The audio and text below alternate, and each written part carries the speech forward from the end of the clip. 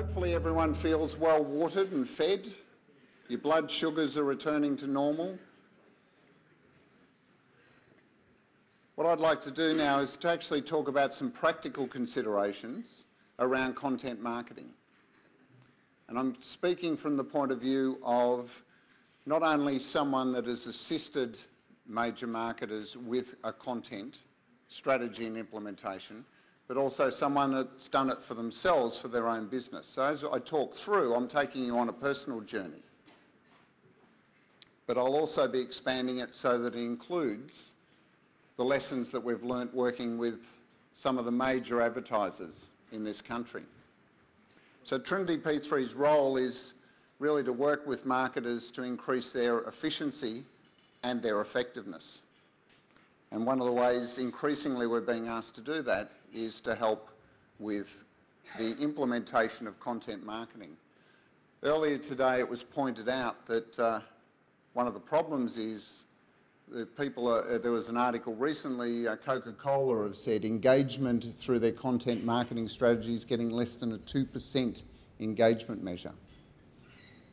That doesn't mean you should turn away from content. In fact, just to recap some of the things Ed said, content marketing can improve search results. It can establish you as a leader in your category, a thought leader in your category. It can encourage customer engagement and increase leads and sales. Now, they're all important parts of most marketing strategies. In fact, a CEO I was speaking with this morning, he knew that I'd be talking today. He said, you know, Darren, we're $1 billion company. And I've said to our marketers time and again, if marketers don't get content and digital, then they don't get marketing anymore. And as far as I'm concerned, there's no place for them in this business. So at some level, the CEOs of major companies are starting to understand the role of content. But here's where it goes wrong. The very first thing you need to do is to develop a strategy. And I'll put my hand up and say, when I started writing a blog in 2006, I thought that's all I had to do was create content and somehow everyone would just come to it. But it wasn't until 2010. So for 4 years, I was writing a blog almost every week for the business. And yet, in fact, Mike Morgan, stand up, Mike. Mike Morgan here pointed out to me that, do you know how many people were coming to the website, the TrinityP3 website? 300 people a month. So I was spending hours and hours of billable time writing a blog, and I said, well, why is that? You know, everyone says it's good content. And well, that was obviously the 300 people reading it. And it's, first of all, I had no strategy. I was just doing. I was experimenting. Someone used that term earlier, experimenting. But I had no strategy. I had no way of, then I had nothing to measure this against. And the third thing that Mike pointed out is no one knew it was there. No one could find it. So a lot of effort, and I'm sure a lot of the marketers that talk to us about content have that same frustration in that you experiment, you do things. So what do you need? The first thing you need is the question you have to ask yourself, and that's what I'm going to do in the next 25 minutes, is take you through the questions that you have to answer before you even consider engaging in content and content marketing. So it is, you know, what objectives are you wanting to achieve? What is it? And I think, Anton, you said, you know, what are the business objectives? What's the marketing objectives? What's the comms objective? What is it that you want to drive? In our personal case, we wanted awareness, engagement, and then we wanted people to think of us as thought leaders in our particular category. That was our objective. Against which audience? I mean, if you understand your audience, then content marketing is relatively easy because you understand what they want to engage in.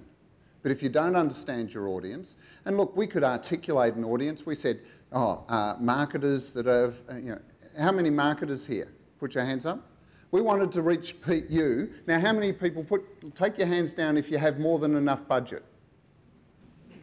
Right? We wanted to reach marketers that didn't think they had enough budget. Because what we could do is help them make their budget more efficient so they get more bang for their buck. Against what time frame? I'd never, when I started the blog, I never even thought about how long. I just started writing a blog, and 4 years later, I was still writing that damn blog and nothing had changed. I was like the proverbial tree in the woods that fell and no one heard it. The next point is, does it align to your overall marketing objective? Well, it was interesting because for TrinityP3, our overall philosophy is knowledge is power. And what better way of creating and sharing content with the knowledge of the marketplace than aligning to the core of what we do? Knowledge is power. But this is one of the areas that when we get called in to work with marketers, they'll often have money, activities spread all over the place, but none of it actually links back to what is the core strategy that you're trying to achieve. There'll be something over here doing one objective and another thing here doing another objective and another one here on another objective, and so on and so forth. So it's in some ways, the old days of feeding the chooks. You've got the big basket of chicken feed and you're just sprinkling it around, hoping that enough get fed. And is it achievable using content marketing? Because, today I'm not here to sell you content marketing. In fact, I would tell you there are marketers, maybe in this room, but definitely in this city, that should never do content marketing. Content marketing is not a panacea. Content marketing is not the solution. Sometimes if you just want to get engagement, you just need enough money to be on television. Sorry, not engagement, awareness. If you want to get awareness, the best way and the fastest way of getting awareness is still television. But it's if you want to get other things. If your objective is beyond awareness, let's talk about telcos. How much more could Telstra be known in this marketplace? What do you think their prompted awareness is? It's probably 99%. So do they need to do awareness? No, like most marketers, the next problem is engagement, moving people through to actually purchasing, participating and buying the product. So the next question is, what does success look like? And I love this question because it's the one question that we always ask any of our clients when we start with. And you know what? It is a real stumper. What does it actually look like? If we're here in 12 months' time and you've spent $2 million on whatever the activity is, what would it look like? It's a really tough question for a lot of people because they never think about it. They think about activity but not about objective. What would it look like, smell like, feel like?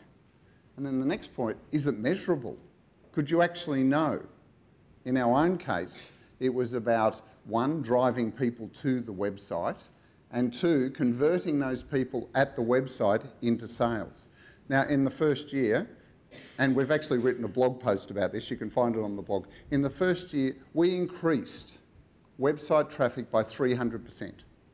We increased revenue by better than 30%. There was a direct correlation when we look at the website traffic to revenue of growth. In that first year, I was a convert to doing content marketing properly. So is it achievable? In some ways, you can't answer that question until you do some testing and learning. What benefit or value would it deliver? I mean, how valuable is it to have 1 million Facebook likes? What's the value of that? Anyone? How valuable was it for me to increase my web traffic? Well, if I get people to the website, we then had the website set up so that it would deliver leads. So you've got to think about value. It's not just enough to talk about measures. What's the value behind those measures? And finally, how would that benefit and value be measured? So you've now convinced yourself that content marketing is absolutely the thing you should do. But you haven't stopped asking and answering questions, because the next thing you need to talk about is how are you going to implement this? And I'm surprised at the number of marketers, especially major brand marketers, because they don't have the internal resources, so they'll outsource it to the nearest person to them, happens to be usually the creative or digital agency, who say, yeah, we do content. How many marketers have heard that? We do content. Yeah, we do content. Here, look at all these ads we made. No, that's not content. That's advertising. Oh yeah, but we put it on YouTube and we got 300 people from the agency liked it. Or one of those click farms in Afghanistan and India, and they'll just click on it and view it on YouTube. So you could get 1 million, they're all just from not your marketplace. So you have to then think about, well, what value can we bring? And this is a really important question, because content is not about broadcast. We heard Ed talk about push and pull. It's not about pushing it into someone's face. It's actually about luring them in. It's more like a fishing metaphor. It's the bait that will get them in. So what's the best bait you can actually put on that hook to get people to come and engage with it, check it out, share it, link to it? There's a number of things that you can do. You don't have to just provide content. As far as giving people things, value can also come from facilitating their content, making it easier for people to make content, or even to amplify the good content. One of the things as marketers is you've already got an engine that drives awareness. One of the hard things for content is actually to become aware. It was really interesting, YouTube, the first year that they published the top 10 most viewed videos on YouTube, which was, I don't know, Todd, what, 4 years ago? 2010. There was a study done when they looked at each of them. What actually caused the graph to go like that was it was shown on traditional television. So it would get organic growth online just by search and sharing, but then as soon as it hit main media, the views would go. What do most marketers have for major brands? You've got access to paid media. You could actually facilitate your customers' and consumers' content by making people more aware of it. So you need to think of your role in content as not just creation of content, but it can also be facilitation and amplification. The next question is it going to be relevant? And I think the panel covered that really well. Listen, study, ask your audience, what is it that they're interested in? Watch what they're interested in. And if you don't want to ask, seed things into the marketplace. I think our #1 blog post was a post not written for any other reason than I was frustrated at the number of people standing up at conferences and seminars like this calling themselves social media experts. So if you go into Google, I think if you type in social media expert, are we still on the first page, Mike? Yeah, we're still pretty high because I didn't realise it. I was just venting my spleen, and I happened to resonate with a whole lot of marketers out there that felt the same way, that there were all these people passing themselves off. Sometimes you just never know what content's going to actually fire up. But the great thing about content marketing is you can learn, and you learn from your mistakes. I think that's a point that you made earlier. They're not mistakes, they're learnings. Whereas if you ran a major $1 million television campaign and no one responded, that's a mistake. Okay? There's no hiding from that. That's $1 million down the dunny. But you can run content and it doesn't work, you just run another piece of content and another piece. And when you find something that works, you run more of it. And that's the difference. What platform or format do people want it? Todd, you mentioned video is becoming more popular because people want to watch and hear. Anton, yes, we have found longer written content gets more links, so it gets us better SEO. It depends on the audience. Young people love music and pictures and things. If that's what they're into, create content. Give them access to content that they couldn't normally get access to. So find the formats, find the platforms that are right for you. I mean, we're on Facebook, and I have to tell you, it's a disaster in the B2B market for us. But LinkedIn is hot. I mean, you go, oh, that makes sense.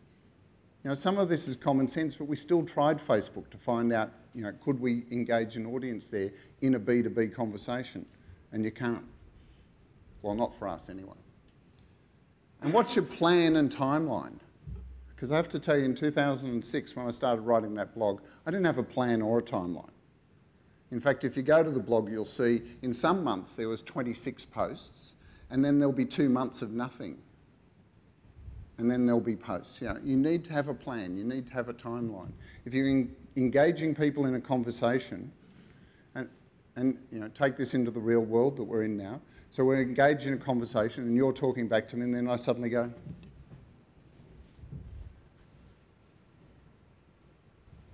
"Oh, you're still there." That's exactly how content marketing feels for the people engaged in it. If you suddenly stop, so you need to be able to have a plan that will see it through. The next question you have to ask yourself is, how is it managed? And I think this is a more important question than whether it's just insourced or outsourced, which came up in the group before. Who's responsible for content creation? We do all of that in-house, and now we do guest posting and things like that. But it takes time and it takes resources. There are other people that can create great content. So the question is, do you go to them or do you do it yourself? Because the next point is, who is the content curator? Now, in our case, and my belief is that has to be someone inside the business that owns the brand. Content be created anywhere and sourced from anywhere, but the actual curation needs to be very closely aligned with what the brand values are and what the brand stands for. And so the curator is the person with the job of matching content to audience. Who's the social manager? Who's going to follow up and make sure that the people that are sharing your content and engaging with it and commenting on it are actually going to be acknowledged and engaged with? You need to have that focus on the business, on the process. And who's optimizing search to make this content visible? I mean, we've got a major healthcare client that has over 50,000 pages of content on their website, but their website is on a platform and is structured in a way that no one can see it through Google. 50,000 pages of content written by experts, but no one can find it. And that's why they turned around and said to me, content marketing doesn't work. No, content marketing works if people can find you.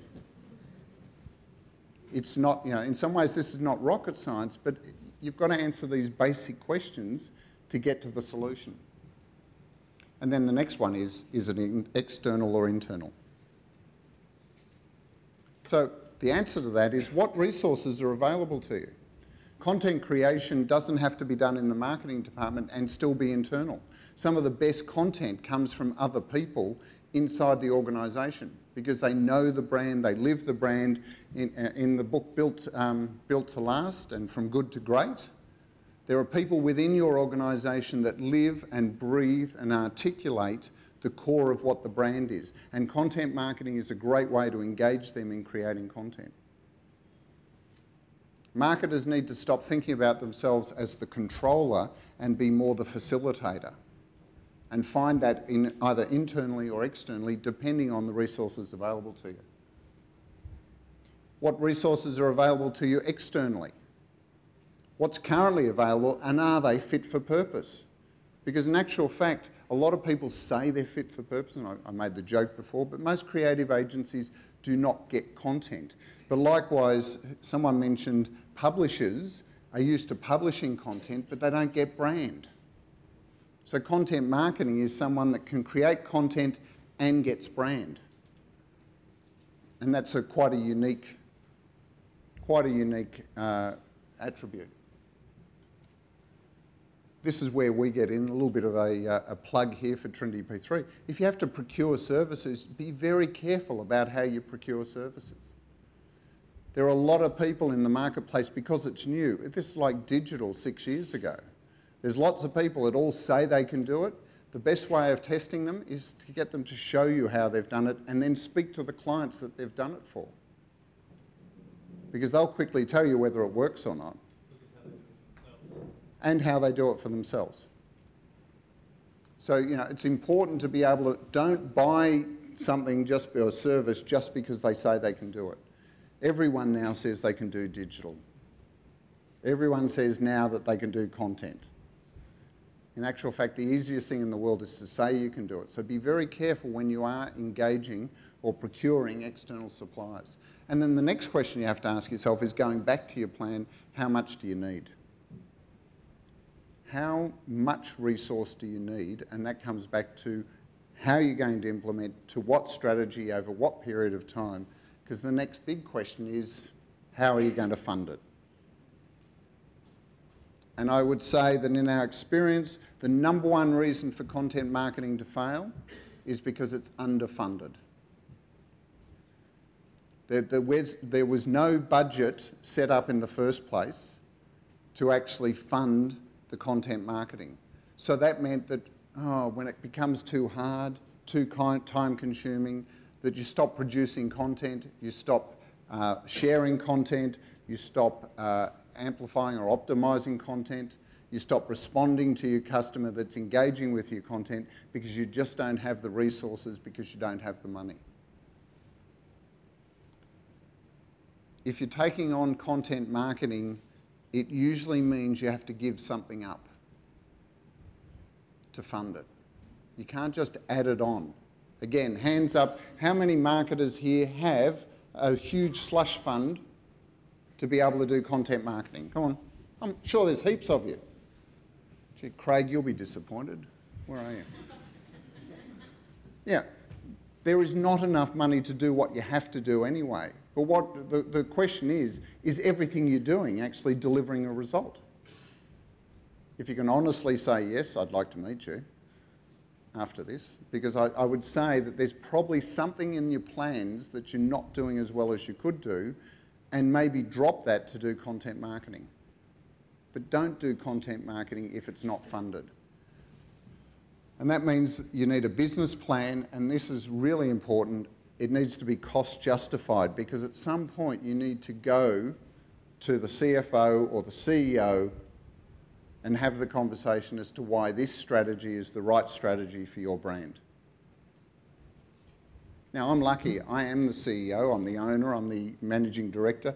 I'm every title under the sun, Ed. So, you know, so for TrinityP3, I fund, and we have a budget to do content marketing.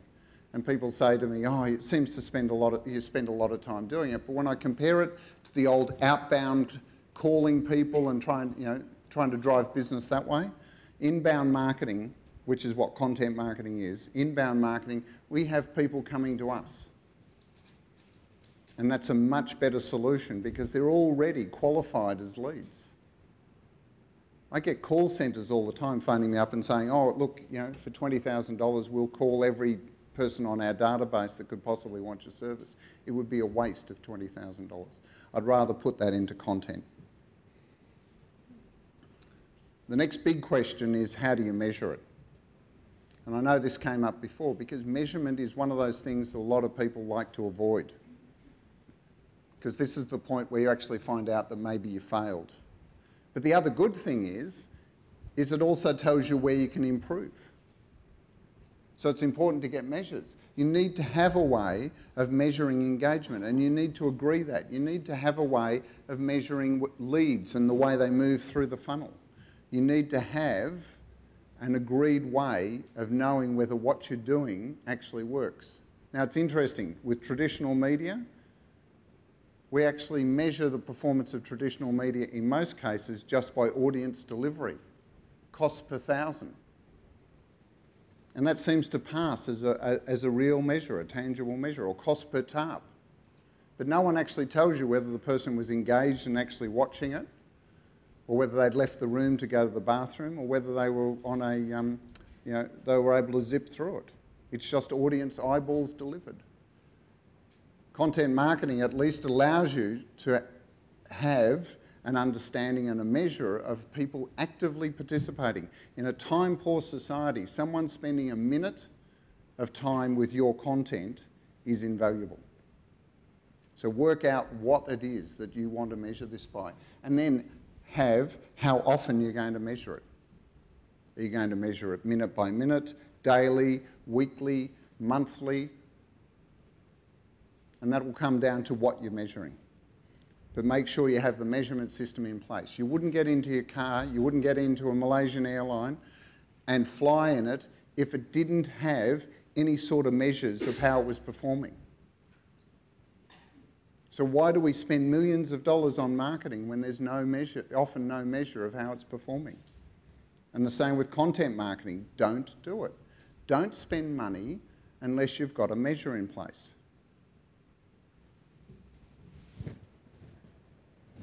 How do you develop and evolve? Because, and I know, Ed, you talked about campaign-driven content, and I think that's fits neatly for a lot of brands that like to drop a traditional campaign and drop content in. But the other point which is counter to that is content is actually long-term strategy. Now, there's a great book. Anyone seen this book called Zero? Yeah, a terrific book by Joseph Jaffe, where he talks about examples of how to build brands with zero paid media. And it is almost all content-driven. Content, social sharing, search. When you start to do the analysis of a lot of brands, the majority of revenue driven by brands is actually driven by only, I think he uses the example of Coca-Cola. More than 50% of the volume of Coca-Cola is bought by 6% of the audience. Imagine if you could, without having to do paid media, and Coke don't do paid media at the moment, I think they'll go back to it, but if they could just target that 6% and get them to buy, you know, maybe another 10 litres a week, all of their sales problems would disappear. But zero paid media as the new marketing model.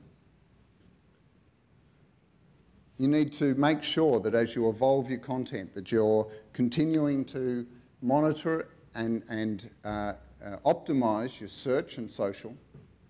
You need to have a long-term plan beyond just the next campaign, how it's going to evolve. You have to continue that conversation once you've engaged people. And then you have to also be willing to change platforms, because every day we're seeing new social sharing platforms come up. And WeChat, anyone here using WeChat? You know, WeChat is a platform that's just exploded virtually overnight.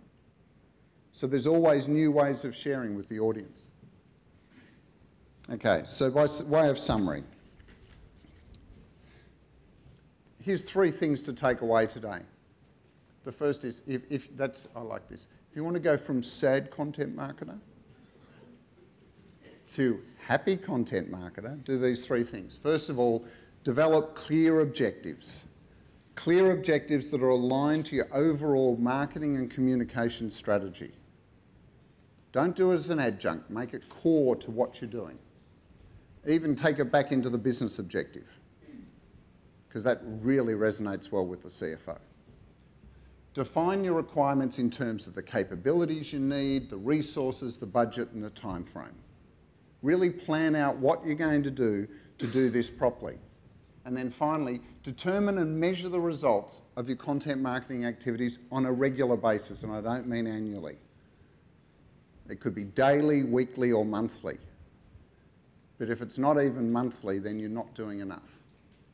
Because this is like you're in a marketplace where you're responding to the consumer, and you need to be there when they're there. So you need to know what they're doing. And as proof of content working, you would have seen around the room, and I think they're almost all gone, but this was a content opportunity. Over the last 12 months, in 2013, we published 3 posts a week for 50 weeks. We took 2 weeks off. That's 150 posts. We then analysed the number that were read, the number that were commented on, the number that were shared, and the number that got links back to it from other websites. And we took the top 50 and we published it into a book. And it's now available as paperback, it's available as an e-book, and it's probably the #1 thing at the moment driving our reputation, not just in Australia, but globally. And this is the great power of content marketing, is that you can be a small business and have influence on a global basis. The biggest growth area for us, the biggest growth markets for our traffic to our blog is North America and Western Europe. Now, you might sit there as a marketer and go, I just need to sell my product in Australia. it's fine, because all of those people overseas sharing it just adds to the credibility, the social ranking, so the search ranking and the social credibility of your brand. So don't think small when it comes to content marketing, think big. Thank you.